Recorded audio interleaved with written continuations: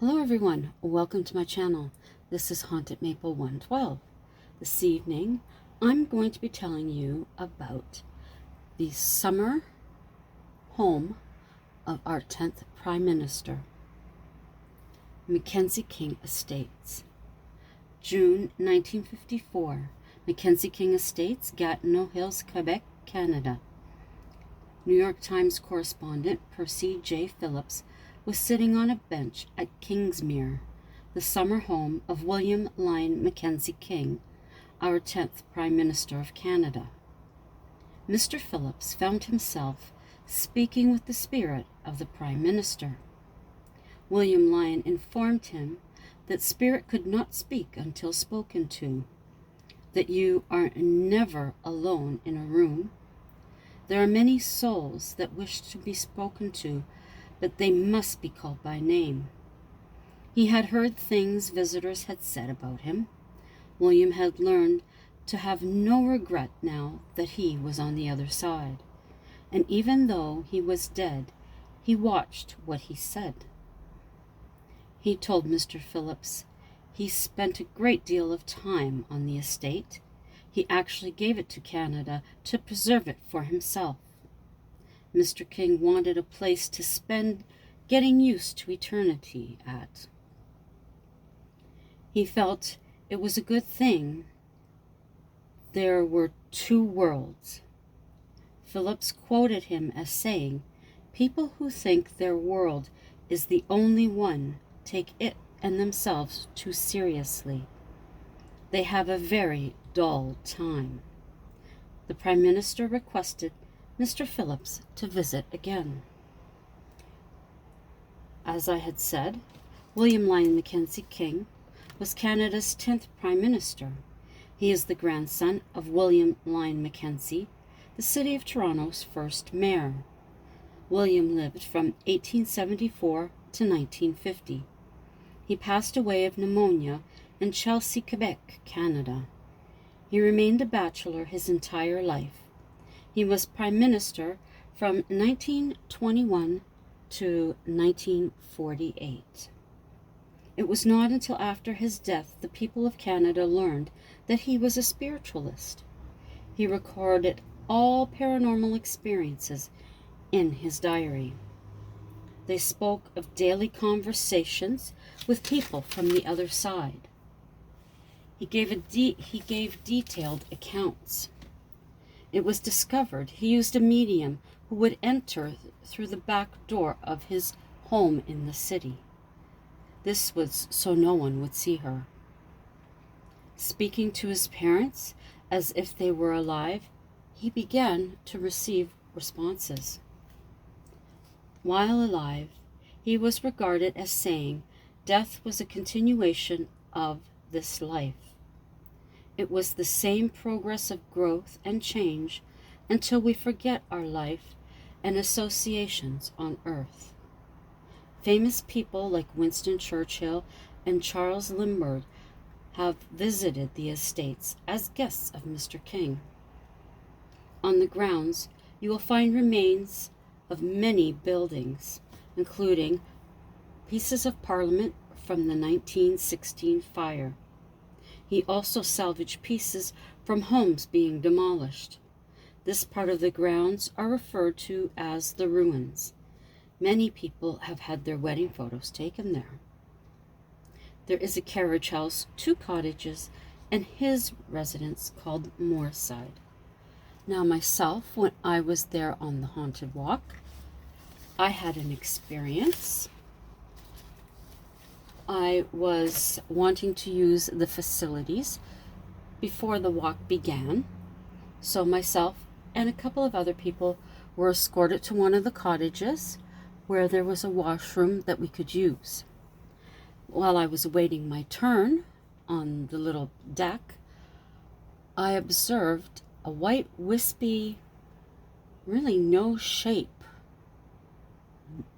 mist undulating through the trees. I, of course, had people around me, so in my head, I said, "I do see you." And as soon as it got even with where I was standing, it disappeared. after going through the one section of his cottage, because another part of it is now a tea house. So the part that we're allowed to go into, when we were leaving there, we stopped at another spot by a fence, and the guide began to tell of another story. This one I had already heard, so my husband and I really weren't paying attention, and we were looking off beside the house on the grass.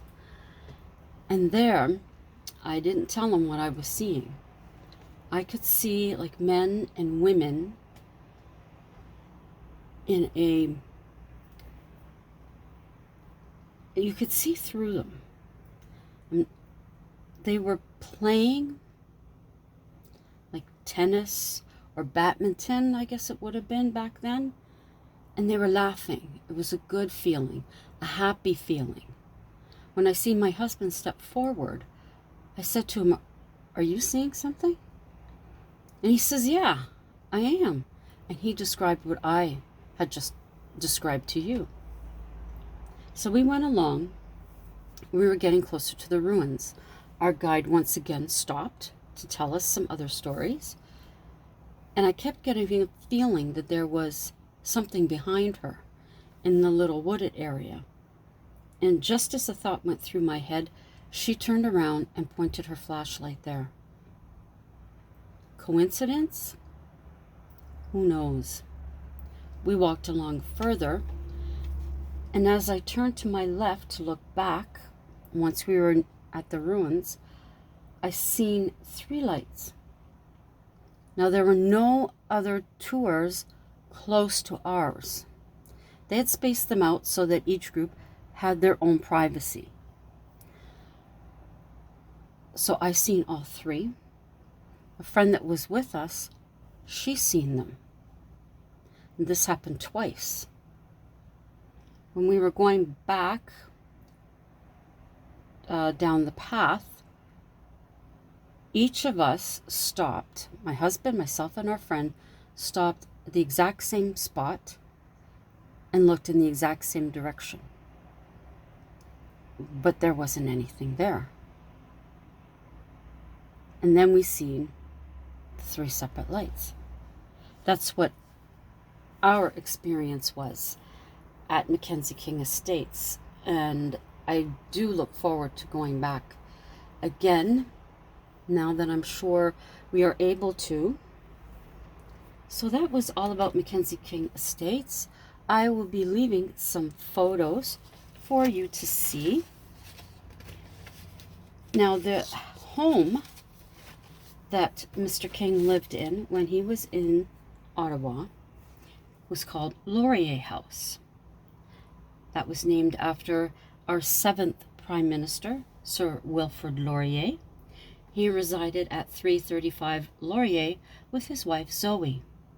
Upon her death, she willed the home to William Lyon Mackenzie King. It is from this house he erected a shrine to his mother, Isabel King.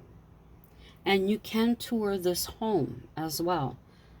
We have in the past, more recently, before all of this began, we went on what was supposed to be a paranormal investigation.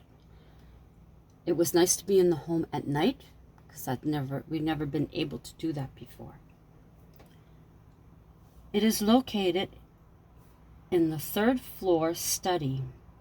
A light is to be left on in her honor. Security guards have reported the light turning on after being switched off for the evening. They claim on reaching the main floor, in the silence of the home, a click has been heard. Climbing the stairs to turn it off, twice more. Reaching the main floor, click has been heard. Neighbors have reported the light being on when the house is closed for the evening. Some guards refuse to work there due to a strong presence. Mr. King is said to have spoken with many historical figures that had died. His regular contact with spirits occurred between 1932 and 1935. His pet Irish Terriers were all named Pat, and he conversed with them as well. Mr. King reported that they were of 10 in his company after their deaths. Ottawa's National Capital Commission is now responsible for the upkeep of the house and grounds. At the time, when Laurier was Prime Minister, the government did not provide housing. His friends helped with the money for the house. Famous people such as Winston Churchill, Franklin Delano Roosevelt, Charles de Gaulle, King George VI, and Queen Elizabeth, Charles Lindbergh, and Shirley Temple were all guests at the home. My own experience, the evening that we were there for the paranormal investigation, while we were up in the study, I did feel as though someone had touched the back of my neck. I looked for any type of air vent. There was nothing there. Both my husband and I kept diverting our attention to a room where breakfast was served to guests, I believe it is. That's on the 3rd floor. Also, in the evening, once we were finished with everything that we were doing upstairs, we went back down to what would have been the parlor, sat around the table. They asked for someone who could draw a pentagram. Of course, I offered. While we were sitting there with our eyes closed, I began to sense a woman in the doorway. And I mentioned this to the guide. I said, "There's a woman standing in the doorway." And he said it was likely Zoe. And I said, "She's happy that we're here." And he said, "No, I don't think she is. I don't think she's happy." I said, "Well, I'm getting that she's okay that we're here." But of course, that was ruining what they had planned. So he had to overstep what I was saying and make the people at the table believe that she was upset. So when we all were getting ready to leave, they had one of the alarms go off. So that would divert everybody's attention, I guess. We all went into the very wide hallway, and I just glanced up the staircase, and I seen a woman in black standing there. I looked back, she was gone. Thought ran through my head, it could be one of the other guys dressing up. But then I thought, I didn't hear, even though they're carpeted, the stairs, you would still be able to hear somebody walking up them from creaking. I heard nothing. Either coming down or going up. I heard nothing. Now, the alarm I'm talking about did not go on for very long. And that, what was unusual is that if that went off, then even though we were in the house, the security guard, it is their responsibility to come in and check, and they never did. So there were a lot of things that they did that they really didn't plan out too well. And I was slightly disappointed that it wasn't a true paranormal investigation. The only part that would have been is the little ghost box that they gave us to use. The PK meter, or I think that's what they were calling it, was a huge box. I knew for sure that that was all made up. But the other one, definitely, I've seen it before.